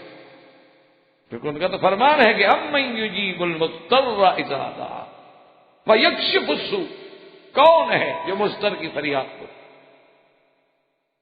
شرط یہ ہے کہ فریاد کرنے والا فریاد کرنا ہی تو جانتا ہو نا. اگر آپ کو عرضی لکھنا ہی نہ آئے تو کسی نے نوکری دے دینی. پہلے آپ عرضی لکھنا تو سیکھیں نا. آپ نے نوکری لینی ہو ڈاکٹری کی اور عرضی میں لکھے کہ جناب یہاں مجھے جو ہے ہسپتال میں گاڑیوں کا انچارج لگا دیا جائے، تو مان لیں کہیں گے عجیب آدمی، ڈگری اس کے پاس ڈاکٹر کی ہے، کام مانگتا ہے ورکشاپ کا. اس کا مطلب ہے اس کا اپنا دماغ کام نہیں کر رہا، علاج کیا کرے گا؟ تو اسی لیے اللہ سے بھی مانگنے کے کچھ ڈھنگ ہے، اور اللہ سے بھی مانگنے کے لیے یہی وجہ ہوتی ہے کہ علماء اولیاء اللہ کے پاس جا کے یہی تربیت ہوتی ہے، ورنہ وہ سکھاتے تو اللہ سے مانگنا ہے. صرف وہ تربیت ہوتی ہے، بندے کو تھوڑا تربیت دیتے ہیں، مقام احسان تک تزکیہ ہوتا ہے کہ اس کا جیسے کہ حضرت لاہوری رحمت اللہ علیہ فرمایا کرتے تھے کہ بھائی اگر آج بھی عبادت میں لذت دیکھنی ہے، اثر دیکھنا ہے، قرآن پاک کے اندر وہ حلاوت محسوس کرنی ہے تو آ جاؤ فقیر کے پاس، آ جاؤ میرے پاس. لیکن شرط یہ ہے کہ میرے پاس رہو، کپڑا بھی وہ پہنو جو لنگر سے ملے گا، کھانا بھی وہ حلال کا کھاؤ جو لنگر سے ملے گا، اور میں جو کہوں وہ بھی کرو، اور اس کے بعد دیکھو کہ عبادت میں لذت ہے کہ نہیں.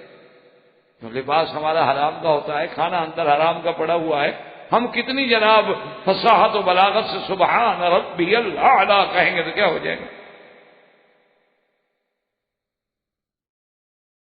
ایوب علیہ السلام جب روئے اللہ نے حکم دیا، اللہ نے فرمایا ایوب ہم راضی ہو گئے، آپ اٹھیں ایسا کریں گے جہاں بیٹھے ہو نا بس اسی جگہ پاؤں مارو، یہی چشمہ نکلے گا، اسی چشمے سے غسل بھی کر لیں اور اسی چشمے سے آپ پانی پی بھی لیں، آپ کی سب بیماریوں کا ازالہ. نے کہا جی بہت.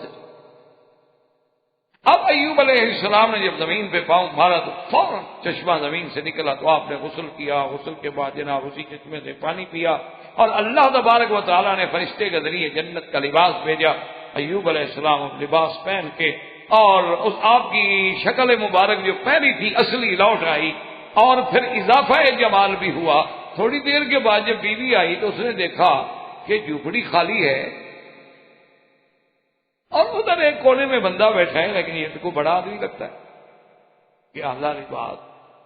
اب پہچان 18 سال جس نے یعنی اس تمام انسان دیکھا ہو بیماریوں کا ایک کمزور سا بنا ہوا ہیکل، اب اس کو پھر وہ اس شکل میں بیوی پہچان نہ سکی، حتیٰ کہ کہنے لگی کہ اللہ کے بندے یہاں میرا ایک شوہر تھا ایوب، اس کو دیکھا ہے آپ نے، کوئی جانور تو نہیں اٹھا کے لے گیا غریب کو. تو حضرت ایوب علیہ السلام نے فرمایا بیوی سے کہ اچھا تم نے بھی نہیں پہچانا ہے نا ایوب، کیا کہہ رہی ہو؟ نے کہا تم ایوب ہو؟ اب غور سے دیکھا تو ایوب تھے۔ انہوں نے کہا یہ کیسے ہو گیا؟ اس نے کہا بس اللہ تبارک و تعالیٰ کا امتحان تھا، تو جب اللہ تبارک و تعالیٰ نے اس آزمائش کو ختم فرمایا تو اللہ کے آگے کیا دے۔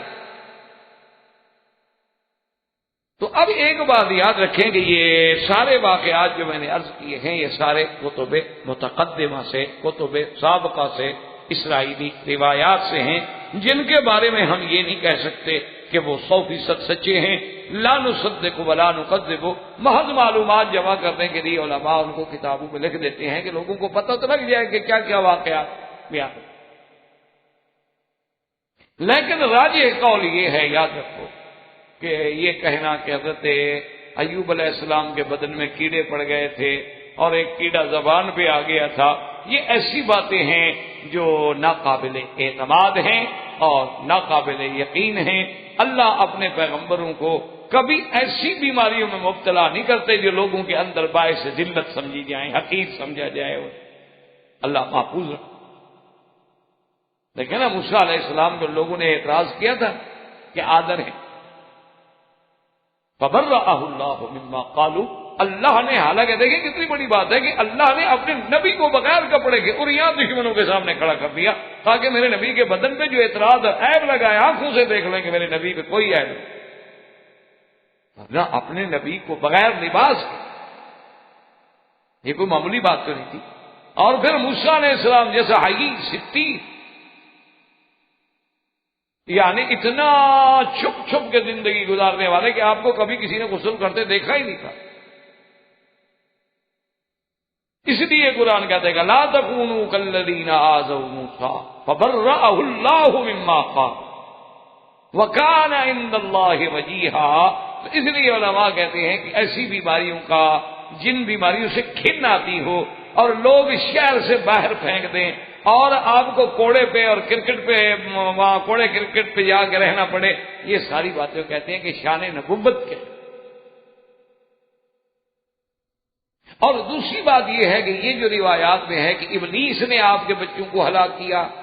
آپ کی بیوی، اہل عیال، اموال، مال کو نقصان پہنچایا، اور اس کے بعد پھر حضرت ایوب علیہ السلام کے بدن پر بھی اس کو تصرف دیا گیا، تو کہتے ہیں کہ یہ بات بھی ناقابل اعتماد ہے، کیونکہ قرآن نے خود فیصلہ کر دیا ان عبادی لیس لک علیہم سلطان، اللہ نے فرما دیا بدبخت میرے بندوں پہ تیرا کوئی زور نہیں چل سکتا۔ تو اللہ کے نبیوں سے بڑا اللہ کا بندہ کون ہوگا؟ تو لہذا یہ کہہ دینا جو ہے کہ ابلیس کے تصرف سے یہ بیماری آئی تھی، یہ بات بھی غلط ہے۔ اور اب آپ قرآن الفاظ کے الفاظ پہ غور کریں، اصل بات کیا ہے، لوگوں کو دھوکہ کیوں لگا کہ قرآن میں ایک لفظ جو آیا تھا بذکر عبدنا ایوب اذ نادى ربه انی مسنی الشیطان بنصب وعذاب۔ اللہ فرماتے ہیں یاد کریں میرے بندے کا واقعہ، میرا بندہ عبدنا، میرا بندہ ایوب، کہ جب اس نے پکارا اپنے رب کو، اپنے اللہ کو فریاد کی کہ میرا اللہ مجھے شیطان کی وجہ سے تکلیف اور عذاب پہنچائے، تو اس لیے لفظ آ گیا نا کہ مسنی الشیطان، مجھے شیطان نے بھی نصب و عذاب۔ تو ان علماء نے حیران ہو کے پھر ان اسرائیلی روایات پر بھروسہ کر لیا کہ بھی شیطان نے ہی آپ کو تکلیف پہنچائی ہے، درد پہنچایا، پریشانی پہنچائی، حالانکہ یہ بات نہیں۔ ہمیشہ قاعدہ ہے، اصول یہ ہوتا ہے کہ جب خیر کی بات ہو تو آدمی اللہ کی طرف نسبت کرتا ہے، اور شر کی بات ہو تو آدمی شیطان کی طرف نسبت کرتا ہے، ورنہ تو حقیقتاً ہر چیز کو پیدا کرنے والا کون؟ شیطان کو بھی تو اللہ نے پیدا کیا ہے۔ اب اسی طرح دیکھیں کہ خنزیر کو بھی اللہ نے پیدا کیا ہے، کتوں کو بھی اللہ نے پیدا کیا ہے، لیکن طریقہ ادب یہ ہوتا ہے، اب یہ تو نہیں کہیں گے کہ یا خالق الخنازیر و یا خالق الکلاب، کتوں کے پیدا کرنے والے وہ، خنزیر کے پیدا کرنے والا، یہ بے ادبی ہے، گستاخی ہے۔ لیکن آپ کہیں گے یا خالق الخلق، مخلوق کو پیدا کرنے والے، مخلوق میں تو سب آ گئے، یا خالق السماوات والارض۔ اور یہی وہ ادب ہے جو سیدنا ابراہیم علیہ السلام نے ہمیں قرآن میں سکھایا کہ جب ان سے پوچھا گیا کہ آپ کا خدا کون ہے، فرمایا جو مجھے کھلاتا ہے جو مجھے پلاتا ہے، جو مجھے ہدایت دیتا ہے، وَإِذَا مَرِضْتُ فَهُوَ يَشْفِينِ، اور جب میں بیمار ہوتا ہوں تو مجھے شفا دیتا ہے۔ یہ نہیں کہا حالانکہ کھلاتا ہے، پلاتا ہے، سلاتا ہے، اٹھاتا ہے، تو فرمانا تو یہ چاہیے تھا کہ جب بیماری دیتا ہے پھر شفا بھی دیتا ہے، لیکن کہا نہیں، بیمار تو میں ہوتا ہوں، شفا وہ دیتا ہے۔ یعنی بیماری کی نسبت تو اپنے نفس کی طرف کی، اور شفا کی نسبت جو ہے وہ اللہ کی طرف کی، کہ مقام ادب کا تقاضا یہی تھا کہ آدمی جب بھی کوئی شر کی بات ہو وہ شیطان کی طرف نسبت کی جائے گی، اور خیر کی بات ہوگی تو اللہ کی طرف نسبت کی جائے گی۔ تو اب پیغمبروں نے تو یہی بات کہنی ہے کہ ان سے اگر چھوٹی سی ترک اولا بھی ہو جائے تو امتحان آ جاتا۔ صحیح روایات اصل میں یہ ہے کہ ایک دن ایوب علیہ السلام اپنے اہل و عیال میں بیٹھے تھے، کوئی دعوت تھی، کوئی کھانے کا وقت تھا، آپ اس میں اتنے محو ہو گئے، حالانکہ کوئی ناجائز بات نہیں کہ بندہ اپنی بیوی سے، بچوں سے، اہل و عیال کے ساتھ بیٹھ کے باتیں کرے، لیکن اتنی یعنی اس میں آپ کھو گئے کہ اللہ سے وہ جو ایک سلسلہ تھا ذکر کا وہ منقطع۔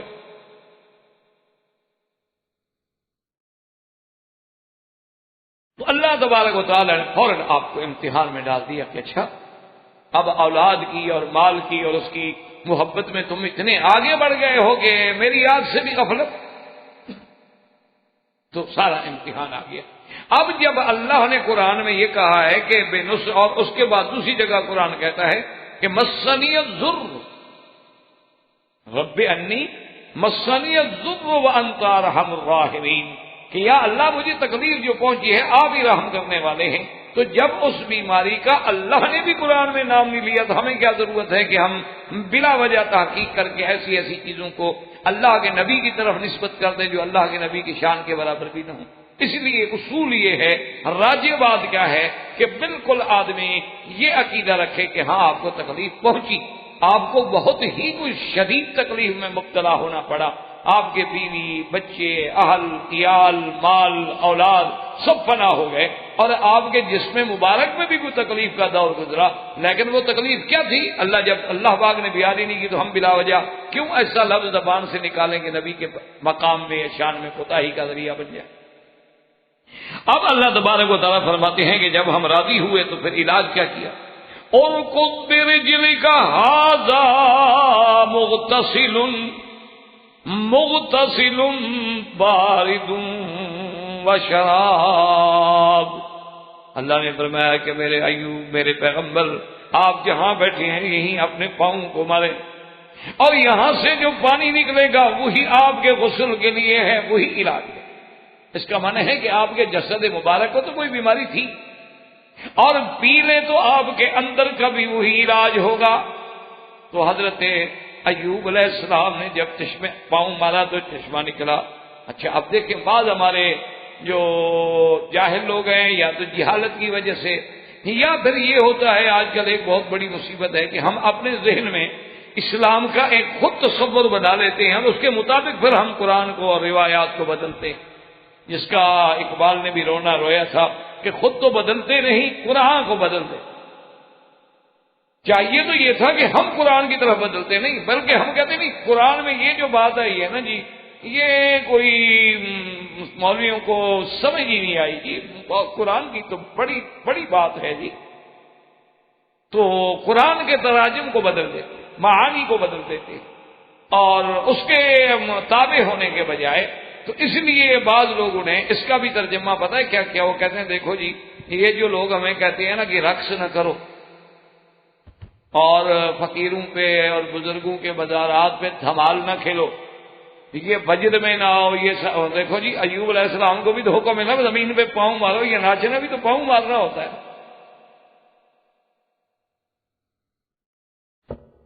انہوں نے کہا دیکھو جی اللہ پاک نے بھی تو یہی حکم دیا نا کہ جی زمین پہ پاؤں مارو۔ اور دیکھیں حضرت آقا انعامدار صلی اللہ علیہ وسلم جب جبل احد پہ کھڑے تھے تو وہ جبل احد ناچنے لگ گیا اور پھر حضور نے پاؤں مارا۔ تو ایسی چیزیں اکٹھی کر کے نعوذ باللہ ثم نعوذ باللہ جاہلوں کو اللہ کے قرآن سے تبدیل کر کے اپنے بدعات کی طرف لے جانا چاہتے ہیں۔ پہلے یہ بھی نہیں سوچتے کہ چلو جی ہم آپ کے مولوی کو یا آپ کے ملنگ کو پاؤں مارنے کی اجازت دے دیتے ہیں، بھلے 18 سال بیماری بھوگتے اس کے بعد پاؤں مارے۔ اور پھر پاؤں مار کے کوئی چشمہ بھی تو نکال کے ہمیں دکھائے، یہ تو نہ ہو کہ اپنا پاؤں ٹوٹ جائے پاگل کا۔ یہ کون سا ہوا کہ وہ دھمال تو نکالے ایوب علیہ السلام کے عمل سے، اور پھر ایوب علیہ السلام کے لیے اللہ نے جو چشمے جاری کیے وہ جاری نہ ہوں۔ اس لیے ہمیشہ اللہ کے قرآن کو بدلا نہ جائے، اللہ پاک کے حکم۔ اور آگے اللہ فرماتے ہیں وَوَهَبْنَا لَهُ أَهْلَهُ وَمِثْلَهُمْ مَعَهُمْ رَحْمَةً مِنَّا وَذِكْرَىٰ لِأُولِي الْأَلْبَابِ۔ اللہ نے فرمایا کہ پھر ہم نے آپ کا اہل بھی اور وَمِثْلَهُمْ مَعَهُمْ، جتنے بچے تھے اتنی ہم نے اور بھی عطا کر دیے حضرت ایوب علیہ السلام کو۔ مثلا 4 بیٹے تھے، اللہ نے 4 کے 8 دے۔ اچھا وہ جو بیٹے بہت ان کو بھی زندہ کر دیا، بیوی بچوں کو بھی زندہ کر دیا، ان سے اور بھی اولادیں بڑھا دی، مال بھی بڑھا دیا، اولاد بھی بڑھا دی، ہر چیزیں دے دی۔ فرمایا اپنی میری رحمت ہے، اور یہ ان لوگوں کے لیے سبب ہے، سبق ہے جو عقل رکھتے ہیں۔ شرط یہ ہے کہ اولی الالباب۔ اب جب حضرت ایوب علیہ السلام اپنے اقتدار پہ آ گئے، ہر چیز اللہ نے عطا فرما دی، تو اب آپ نے بیوی سے بلایا کہ میں نے قسم کھائی تھی کہ میں تمہیں ماروں گا، میں نبی ہوں، اپنی زبان سے کیسے پھر سکتا ہوں؟ تو بیوی نے کہا کہ بالکل حاضر، میں نے اگر اتنا عرصہ تکلیف آپ کے لیے برداشت کی ہے تو اب یہ مار بھی برداشت کر، کوئی بات۔ اللہ نے فوراً حکم دیا، فرمایا وَخُذْ بِيَدِكَ ضِغْثًا فَاضْرِب بِّهِ وَلَا تَحْنَثْ إِنَّا وَجَدْنَاهُ صَابِرًا نِعْمَ الْعَبْدُ إِنَّهُ أَوَّابٌ۔ اللہ نے حکم دیا کہ ایوب علیہ السلام بالکل اپنی بیوی کو نہ مار، یہی تو بیوی ہے جس نے اتنی برداشت کی، صبر و تحمل کے ساتھ تمہاری خدمت کی۔ لیکن ہم آپ کی زبان کو بھی سچا کرنا چاہتے ہیں۔ آپ ایسا کریں کہ ایک کھجور کا گوشہ لے لیں جس میں 100 چھڑیاں ہوں، باریک باریک شماریخ، اور ایک دفعہ بیوی کو مار دیں، بس آپ کی قسم بھی پوری ہو جائے، اللہ کے نبی کا قول بھی سچا ہو جائے، اور بیوی کو بھی اتنی اذیت نہ پہنچے کہ 100 کوڑا مارا جائے۔ اس نے بہت بڑی محنت اور مشقت برداشت کی ہے، اور اللہ نے فرمایا کہ میرا بندہ ایوب بھی کیسا بندہ تھا کہ ہر بات میں میری طرف لوٹنے والا، جو ہم نے حکم دیا اس کی تعمیل۔ اس لیے علماء نے لکھا ہے کہ اصل بات یہ تھی کہ یہ جو ہے جس کو آپ ہیلا کہیں، اصل بات تو یہ ہے کہ جب اللہ نے حکم دے دیا بات ہی ختم ہو۔ اس لیے بعض علماء فرماتے ہیں کہ یہ بطور خاص صرف ایوب علیہ السلام کے لیے تھا کہ اللہ نے ان کو اجازت، بس ختم۔ بعض علماء فرماتے ہیں کہ نہیں، اسی سے شرعی ہیلا ہے کہ اللہ کی شریعت کا کوئی قانون نہ ٹوٹتا ہو اور انسان کے چھٹکارے کا راستہ بھی نکلتا ہو، تو پھر اس قسم کے ہیل جو ہیں وہ اختیار کیے جا سکتے ہیں، لیکن شرط یہ ہے کہ کسی شریعت کے حکم کو توڑنے والے۔ تو ایک موٹی بات یاد رکھ لیں کہ اگر کوئی ہیلا قانون شریعت کو توڑنے والا ہے تو وہ حرام ہے، اور قانون شریعت بھی نہ ٹوٹے اور بندے کو راستہ ملتا ہو تو وہ جائے۔ جیسے کہ اللہ تبارک و تعالیٰ نے حضرت ایوب علیہ السلام کو اپنے رحمت کے ساتھ یہ خود ایک تعلیم عطا فرمائی، تو اس طرح آپ نے تعبیر جو تھی کر۔ لیکن ایک بات یاد رکھیں کہ علماء نے تھوڑی اس میں وضاحت کی کہ اگر ایسے حالات پیدا ہو جائیں تو پھر جب آپ مثلا 100 شماریخ والا گوشہ منگوائیں، لیکن وہ یہ نہیں کہ وہ ایک دفعہ یوں لگ جائے، ہر اس کی چھڑی جو ہے بدن پہ لگنی چاہیے، تبھی تو 100 پوری ہوں گی نا۔ یہ تو ہی نا کہ اس کو بند کر کے آپ یوں مار دیں۔ اور دوسری بات یہ ہے کہ اس سے کچھ نہ کچھ تکلیف بھی پہنچنی چاہیے، ورنہ تو مار کا لفظ ہی صادق نہیں ہے۔ یعنی یہ تو کوڑے کی بات تو الگ ہے، لیکن یہ نہیں کہ وہ بالکل نہ لگے۔ اگر آپ ایسے مانیں گے تو پھر قسم پوری نہیں ہو۔ بہرحال یہ تو اس زمانے کا قانون تھا۔ اللہ نے حضور صلی اللہ علیہ وسلم کی شریعت میں کتنی بڑی رحمت فرما دی کہ اگر کوئی بندہ اس قسم کی قسم کھا بیٹھتا ہے اور پھر وہ قسم پوری نہیں کر سکتا تو اللہ نے فرما دیا فَكَفَّارَتُهُ اطعام 10 مساکین من اوسط ما تطعمون اہلیکم، کہ 10 مسکینوں کو 2 وقت کا کھانا، یعنی صبح و شام کا کھانا، اور وہ بھی درمیانہ، نہ بہت مہنگا اور نہ بہت سستا، وہ کھلا دیں تو قسم کا کفارہ ادا ہو گیا، یا 10 آدمیوں کو کپڑے لے کر دے دیں تو پھر بھی کفارہ ادا ہو گیا۔ اچھا اب ایک بات ایسی ہوتی ہے کہ ایک بندہ اتنا غریب ہے، نہ وہ کپڑے لے کے دے سکتا ہے، نہ 10 بندوں کو کھانا کھلا سکتا ہے، اور قسم بھی توڑ بیٹھا ہے، تو وہ کیا کرے؟ 3 روزے رکھ لے بس، اس کے بعد اس کے لیے کفارہ جو ہے وہ ادا۔ اب اس واقعے کے بعد جتنی انبیاء علیہ السلام کے قصص کے بارے میں کتابیں ہیں، انہوں نے ذکر کیا ہے ذل کفل۔ اصل میں اسی ضمن میں اور اسی صورت میں اور اسی یعنی سباق میں اللہ نے خود بھی قرآن میں ذکر فرمایا ہے کہ وَاذْكُرْ إِسْمَاعِيلَ وَالْيَسَعَ وَذَا الْكِفْلِ وَكُلٌّ مِّنَ الْأَخْيَارِ هَذَا ذِكْرٌ وَإِنَّ لِلْمُتَّقِينَ لَحُسْنَ مَآبٍ۔ اللہ تبارک و تعالی نے اسی ضمن میں ذکر کیا حضرت اسماعیل، حضرت یسع اور ذوالکفل کا۔ اچھا، اور بعض علماء یہ بھی فرماتے ہیں کہ ذوالکفل جو ہے دراصل یہ بھی اولاد ایوب علیہ السلام، اور ذوالکفل کے بارے میں جو واقعہ آتا ہے اس کے بارے میں بھی بہت بڑا اختلاف ہے کتب میں۔ بعض علماء کہتے ہیں کہ وہ نبی ہے، جو کہ اللہ نے ان کو زمرہ انبیاء میں ذکر کیا ہے قرآن میں، اور بعض علماء فرماتے ہیں کہ وہ نبی تو نہیں تھے، کان رجلا صالحا، اللہ کے ایک مقبول اور محبوب بندے تھے، صالح بندے تھے، اس وجہ سے اللہ نے ان کا ذکر جو ہے وہ بھی اپنا اس سلسلہ انبیاء علیہ السلام کے ذکر میں فرما۔ بہرحال راجح اقوال جو ہیں اس میں وہ یہ ہیں کہ حضرت یسع جو ہیں ان کی نبوت میں، ان کے نبی ہونے میں تو کوئی شک نہیں کہ وہ اللہ کے نبی۔ حضرت یسع علیہ السلام جب بڑھاپا آ گیا، ضعیفی آ گئی، کمزوری آ گئی، تو آپ نے سوچا کہ کوئی ایسا بندہ مل جائے گا جس کو میں اپنا خلیفہ بنا دوں، اپنا نائب بنا دوں، تاکہ میرے بعد اس نظام کو تو چلانا ہے۔ تو آپ نے اعلان کر دیا اور تمام لوگ آپ کے ماننے والے جمع ہوئے۔ آپ نے فرمایا کہ بھئی میں نے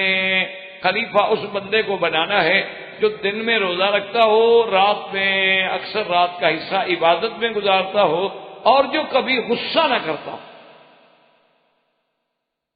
جس میں یہ 3 چیزیں پائی جائیں گی میں اسی کو بنا دوں گا۔ اب جناب کسی آدمی نے جرأت نہ کی، ایک کمزور آدمی جو تھے، روایات میں آتا ہے کہ جس کی طرف یعنی کسی کی نظر بھی نہیں پڑتی تھی، یعنی کوئی اتنا بڑا آدمی نہیں لگتا تھا، مانا یہ ہے کہ میں نے عام غریب آدمیوں میں سے اور بڑا کمزور آدمی، وہ کھڑا ہو گیا، اس نے کہا کہ حضرت یسع علیہ السلام وہ میں۔ آپ نے دیکھا، آپ چپ کر گئے۔ دوسرے دن کی مجلس میں جب آپ نے اعلان کیا پھر بھی وہی آدمی کھڑا ہو گیا۔ تیسرے دن کی مجلس میں جب آپ نے اعلان فرمایا تو پھر بھی وہی آدمی کھڑا ہو گیا۔ تو آپ نے کہا کہ ٹھیک، اس کی ذمہ داری آپ نے دے دی، اور اپنا سارا معاملہ جو تھا اس وقت نظام حکومت، نظام اقتدار، اصلاح عمران عباد، اصلاح عباد، یہ عمران بلاد، سب آپ کے ذمہ رکھا۔ اب جناب ابلیس نے بڑا زور لگایا کہ کسی طرح ذوالکفل کو اپنے راستے سے ہٹائے، لیکن کوئی داؤ نہ چلا اس کی ذریت کا۔ تو سب نے آگے کہا، انہوں نے کہا کہ جی ہم نے تو بڑا زور لگایا ہے ذوالکفل پہ، کوئی ہمارا جادو نہیں چل سکا۔ ابلیس کہنے لگا خلاص پتھر کو نہیں، اس کو چھوڑ دو، اس کو میں خود کنٹرول۔ تو ابلیس نے کیا کیا کہ حضرت ذوالکفل یہ کرتے تھے کہ رات کو ساری رات عبادت میں گزارتے، دن سارا خدمت میں گزارتے اور روزے سے گزارتے، اور صرف نوم جو ہے قیلولہ، یعنی جیسے آپ یوں سمجھیں کہ کھانے کے بعد آدمی تھوڑا لیٹ جاتا ہے، تو بس 1-2 گھنٹے کے لیے اسی وقت لیٹتے تھے اور کوئی وقت۔ تو آپ لیٹنے کے لیے آئے تو دروازہ کھٹکا، آپ باہر آئے، دیکھا تو ایک بوڑھا آدمی کھڑا ہے۔ اس نے کہا حضرت میں بڑا مظلوم ہوں، مجھے آپ اجازت نہیں دیں گے اندر آنے کا؟ آؤ، کیا بات؟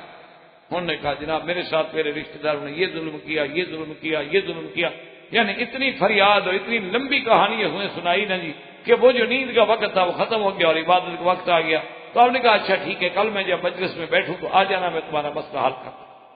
لیکن سو نہ سکے۔ جب دن میں آپ مجلس میں آئے تو وہ نہیں آیا، دوسرے دن پھر جب سونے کا وقت آیا پھر آ گیا۔ پھر آپ کو جگایا، پھر کہانی سنائی. آپ نے کہا میں نے آپ سے کہا تھا کہ تم آ جاؤ. انہوں نے کہا جی میں کیا کروں، وہ جو میرے رشتے دار ہیں نا جی، اب آپ کے بیٹھنے کا وقت ہوتا ہے میرے پاس آ جاتے ہیں جی، ہم آپ کا ساری حق رسی کرتے ہیں، آپ کو سب دیتے ہیں، اور جب آپ کی مجلس کا ٹائم ختم ہونے میں کہتے ہیں بھاگ جاؤ، جو کچھ کرنا ہے کرو. تو ان دھوکے میں آ گیا، اس لیے میں نہیں آ سکا. کہا اچھا بھی کل آ جائے. وہ کل بھی نہیں آیا. تیسرے دن جب آپ 2 دن متواتر، نہ نیند رات کی ہے نہ دن کی ہے، تیسرے دن جب آپ رات کو آپ اسی وقت میں سونے کے لیے آئے تو آپ نے ملازمین سے کہہ دیا کہ آج تو کوئی آدمی ہے اس کو نہ چھوڑے، چونکہ میں 2 دن سے نہیں سو سکا، آج میں سونا چاہتا ہوں. نے کہا جی ٹھیک ہے. تو آپ جا کے تھوڑا سا لیٹے، ابھی آنکھ لگنے والی تھی تو دیکھا کہ آواز دروازہ کھٹک رہا ہے. ہم نے کہا اچھی بات ہے، ملازمین کو سمجھا کے آیا ہوں یہ کیسے لوگ ہیں. دیکھا کہ دروازہ بند ہے اور اندر سے کھڑا ہوا کھٹکھٹا رہا ہے. آپ نے کہا ہاں ابلیس ہو. تو اس نے کہا ہاں میں تو ابلیس ہوں، اس میں کوئی شک نہیں. اب آپ نے پہچان بھی لیا ہے تو میں تو یہ کر رہا تھا کہ آپ کو دیکھوں غصہ کیسے آتا ہے، تاکہ ایک دفعہ آپ کو غصہ آ جائے تو وہ آپ کا جو عہد تھا حضرت عیسیٰ کے ساتھ وہ ٹوٹ گیا ہے. آپ نے فرمایا الحمدللہ اللہ نے مجھے توفیق دی کہ غصہ نہیں آیا، تو ابلیس ناکام ہو گیا. تو اس لیے آپ کا لقب پڑ گیا ذل کفل، کہ جس نے جو وعدہ کیا تکفل ابھی اس کو پورا کیا اور قائم رہے اور اس میں کسی قسم کی خطا نہیں فرمائی. تو آپ کا لقب جو تھا ذل کفل آ گیا. اور اسی طرح ایک حدیث میں واقعہ آتا ہے، وہاں بھی لفظ ہے کفل. وہ واقعہ یوں ہے حدیث مبارک میں کہ حضور صلی اللہ علیہ وسلم نے فرمایا کہ ایک شخص تھا جس کا نام تھا کفل، اور وہ بنو اسرائیل کے زمانے میں تھا، اور وہ ایسا آدمی تھا اللہ معاف کرے کہ کوئی گناہ کا کام ایسا نہیں اس نے نہ کیا ہو. حتیٰ کہ اس نے ایک لڑکی کو 60 دینار پہ راضی کیا. اس لڑکی کو اپنے خلوت قدے میں بلا لیا اور لباس اتار کے جب نعوذ باللہ برائی کے لیے بیٹھا تو لڑکی جو تھی کانپتی اور روتی، اور اس کا تو بدن ایسے تھر تھر کانپنے لگ گیا اور رونے لگ گئی. اس نے کہا کیا بات، میں نے کوئی تم پر جبر تو نہیں کیا، پکڑ کے تو نہیں لے آیا ہوں، میں نے تمہیں 60 دینار میں بات کی ہے، تم راضی ہو کہ خود آئی ہو، تو اب کس بات سے کب کب آ رہی ہو اور رو رہی ہو اور ڈر رہی ہو. اس نے کہا بات یہ ہے کہ فل میں نے کبھی یہ گناہ نہیں کیا، لیکن میرے خاندان کو فاقے تھے، ان کو فاقوں سے بچانے کے لیے میں نے اپنی عزت کا 60 دینار میں سودا کیا ہے، لیکن میرا خدا جانتا ہے میں نے کبھی زندگی میں گناہ نہیں کیا. تو اس گناہ کے خوف سے میں کانپ گئی. فوراً کھڑے ہو گئے، کپڑے پہن لیے، کہا اچھا وہ 60 دینار بھی تمہارا ہے، تم جاؤ، اور میں آج کے بعد، اور ایک میرا بھی وعدہ ہے کہ آج کے بعد کفل کبھی گناہ نہیں کرے. تو اس نے بھی گناہ نہ کیا، اور خدا کی شان ہے اسی رات موت آ گئی. صبح جب اٹھے تو دروازے پہ لکھا ہوا تھا غفر اللہ للکفل، اللہ نے کفل کی مغفرت کر،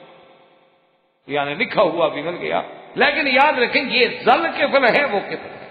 وہ بندہ اور تھا اور یہ بندہ جو ہیں یہ اور ہیں. البتہ ان کے نبی اور صالح ہونے میں اختلاف ضرور ہے، لیکن قرآن پاک نے ان کا ذکر جو ہے، جیسے میں نے ابھی آپ کے سامنے آیت پڑھی تھی وَاذْكُرْ إِسْمَاعِيلَ وَالْيَسَعَ وَذَا الْكِفْلِ وَكُلٌّ مِّنَ الْأَخْيَارِ. تو حضرت اسماعیل بھی نبی ہے، حضرت یسع بھی نبی ہے، اور اسی ضمن میں اللہ تبارک و تعالی نے ذا الکفل کا بھی ذکر فرمایا ہے. اس لیے اکثر مفسرین کرام رحمت اللہ علیہم اجمعین اسی طرف گئے ہیں کہ وہ بھی نبی تھے علیہم الصلاۃ والتسلیم. وآخر دعوانا ان الحمد للہ رب العالمین. احباب کرام، اس کے بعد اب آپ اس مبارک سلسلے کی CD نمبر 17 سماعت فرمائیں.